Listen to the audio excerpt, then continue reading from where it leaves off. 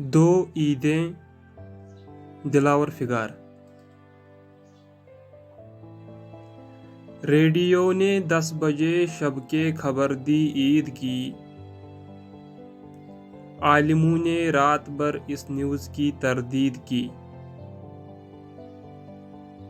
Radio कहता था सुन लो कल हमारी ईद है, और आलिम कहते थे ये गैर शरई ईद है।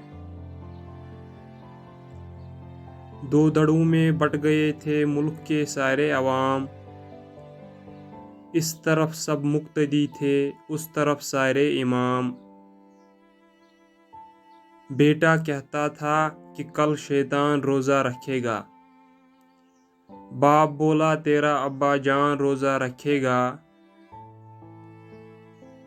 बेटा कहता था कि मैं सरकारी अफसर हूँ जनाब, रोज़ा रखूँगा तो मुझसे मांगा जाएगा जवाब।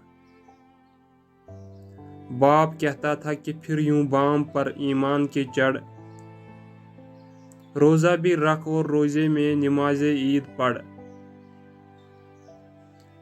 आज कितना फ़र्क फुल स्टॉप और कामे में था, बाप का रोज़ा था बेटा ईद के जामे में था। इख्तिलाफ इस बात पर भी कौम में पाया गया, चांद खुद निकला था या जबरन निकलवाया गया।